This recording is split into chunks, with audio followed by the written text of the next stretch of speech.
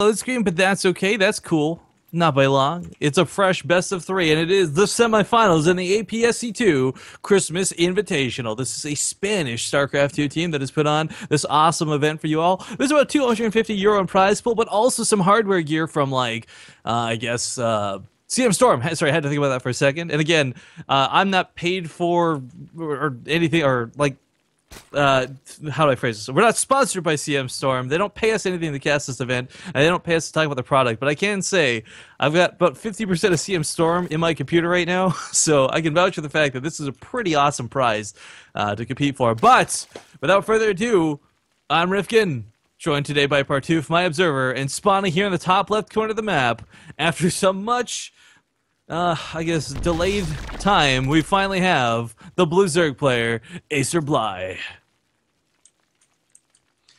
And his opponent in the lower right, playing for Mouse Sports, the yellow Zerg, known as Vortix.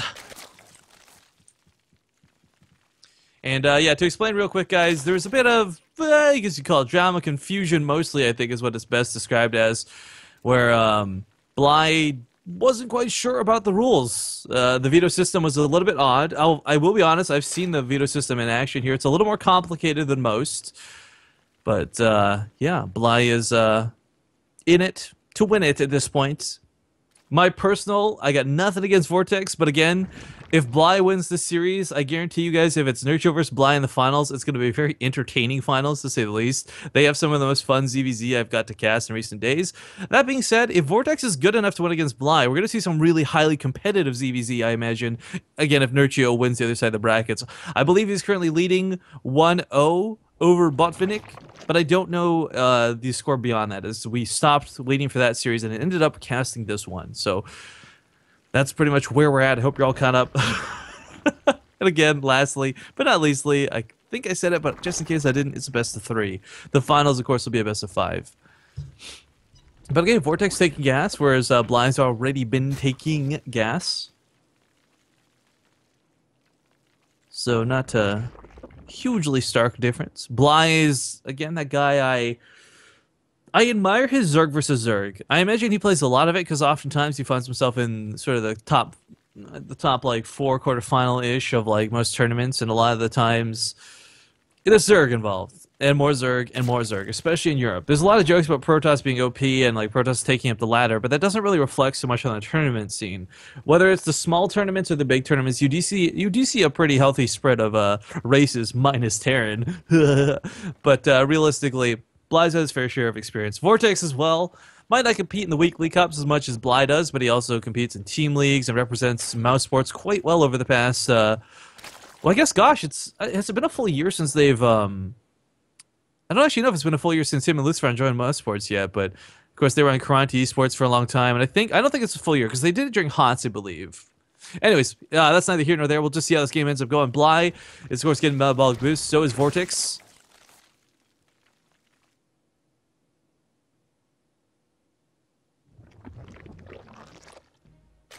And the other Baneling Nest will be coming up for Vortix, so we may see him. It's hard to say, actually.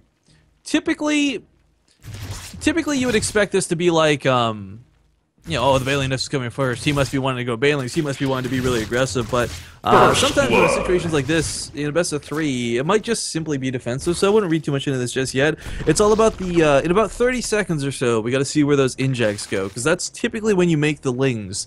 You can make them a little bit earlier, but it's not so economically savvy, so to speak.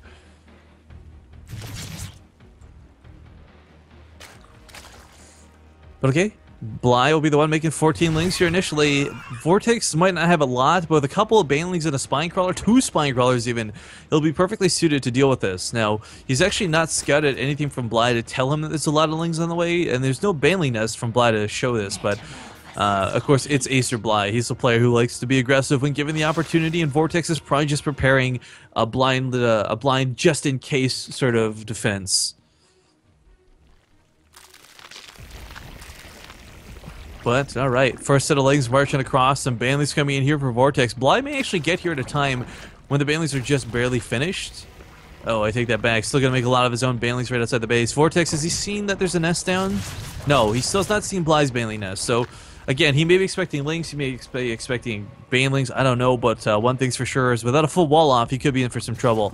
Realizing this, perhaps, puts down another Evolution Chamber. First couple Banelings will walk in here, and of course, oh, that connection from Bly was so bad. I love Bly, and I love watching his ZVZ. Here comes the flood of Lynx. Maybe this will help make it up. Baneling's going to get some pretty good connects off. Workers are on hold position / worst spread early on, but man, when you trade 2 Banelings for 5, that really, it hurts. Now he is behind on Workers, guys. He didn't lose any. There's no counterattack. Of course, he cut Workers to make this happen. There's still Banelings waiting for him. There's still Spine Crawlers up and running. And looks like Banelings will clean this up in full. Oh, that corpse went flying! What the hell? Okay, anyways, Vortix defends that quite nicely. Bly did drone up behind this, so caught up on Workers now. Unfortunately, his economy was a little bit behind because of this, but it's okay. Vortix ended up investing in like a lot of defense, putting down those extra Spine Crawlers, the Evolution Chambers in a bit of a rush fashion, all because he knows he needed to defend against us. But Aspire's on the way, and this is where you might find a bit of an edge in this game. Bly's lair is only not even halfway done. So Vortix is going to have Mutalisk out on the map by the time Bly's still making his. This could work out depending on the timing in which it hits. If the Mutalisks come early enough, then Bly's actually going to be just barely making his own, and that could be trouble. But if this takes too long for Vortix, combined with the time it takes to get across the map, the extra 40-second difference may not actually come too much into play. It really depends on how long it takes Bly to get what out and what available. He's also taking a third base much earlier than Vortix, so he may be able to make up any sort of difference in gas in that regard, as gas tends to be the one prime factor when it comes to Mutalisks. Oftentimes, you don't see Mutalisks engage each other until it's like that death ball phase, and you're like, alright, I think I got more than you do, let's see how this goes.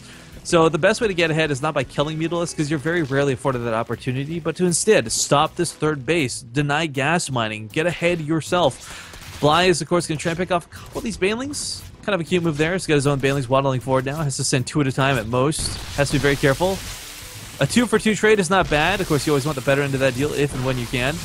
Still trading out awkward amounts of Banelings. 3-for-3. Bly has got 1 Baneling remaining. This could give him the edge he needs to really take this fight. Lots of Zerglings surrounding this.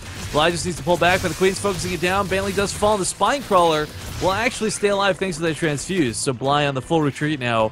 Could not get the pressure down that he wanted to. He did clear the field of Banelings, though. Might not be aware of this, but did clear the field of Banelings.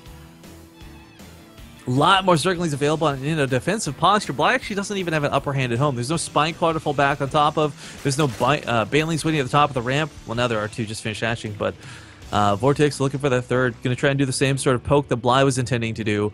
Mutalisk coming out for Vortix actually right now will be revealed in a moment's time as they start cleaning up the Overlords, and Bly is going to realize, oh, crap. Now, I think he knew he was going to be behind on his layer tech due to how poorly that first attack went, so he did go straight for the Infestation Pit, and Fungal Growth's being researched. Now, fungal growth is not what it used to be. It seriously takes a lot of fungals to kill Mutalisks, but that's okay, because if you still catch it in the clump, that's all you need to do. And if there's a Spore Crawler underneath them, so much the better. Does pick off a Queen here at the third, but Bly doesn't get a whole lot more than that, unfortunately. Still falling back with these legs. 6 Infestors about to pop, and Burrow on the way. Now, there's a lot of people who have had the pleasure of seeing the Acer Burrow Infestors. And NMrUUG and Bly are certainly some of the better ones, so you can pull it off. We'll see if you can get around this. There's no need for detection, though, right? So Vortix isn't going to have Overseers readily available. He's not going to have Spore Crawler sitting at the front of his base, like Bly currently has at his. So whether Bly is trying to sneak across the map with some Burrowed Infestors, or whether it just catches Mutalisk on top of a Spore Crawler one way or another, these Infestors may be his way back into this game.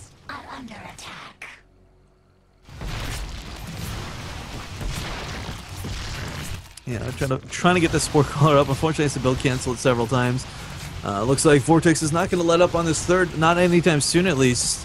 I don't know if Bly just doesn't want to reveal the Infestors, or if he's not confident he can land the Fungals. But he's doing a great job with just the Queen so far, keeping this alive. It's not doing much, sadly. 4 Infestors have been sent southern across the map, 2 heading towards the natural, 2 heading towards the third. There are 2 at home on defense, but just gives up the third. Okay, a bit rough. Loses the Queen too.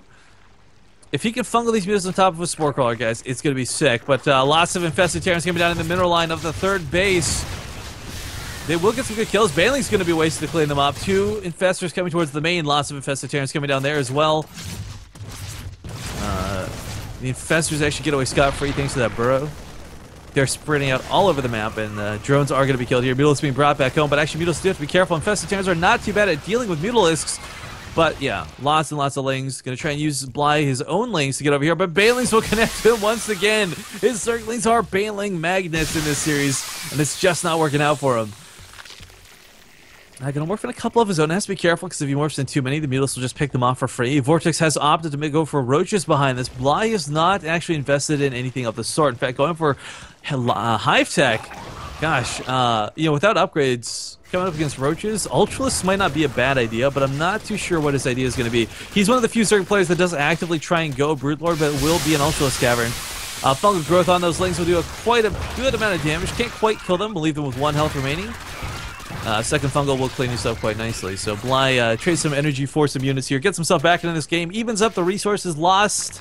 Still down at workers and has no way to really push out on the map due to the ever-present threat of those Mutalisks. But that being said, once Ultralisks come out, anything on the ground will not really be that big of a threat. The scary thing is you can have like 3/3 roaches against unupgraded Ultralisks, which wouldn't even be happening. It'll be 1-0 roaches versus naked Ultralisks, and the Ultralisks are still going to just run train on your army.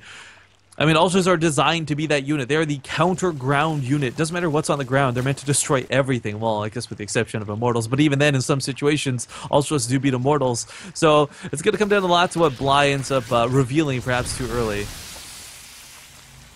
Still these sick Mutalisks waiting outside the base. And while the Ultras might be on the way, they're not here yet. He's going to need some Fungals to lock this army in place to keep him from dying. Beautiful Fungal lamps on top of the roaches. Again, these Fungals are not meant to kill anything. They're here to buy Bly a lot of time. Mutalisks are going to chase down a lot of these Overlords, and wow, there's a lot of Infested Terrans. He's got to retreat these Overlords back. That was 100% of the energy from the Infestors, guys. Overlords are going to be picked off here. Bly is not going to actually micro them at all by the looks of it, but those 4 Ultras are about to pop. Well, 3 at first, one's going to be a little bit later than the rest, but this is the time he needed.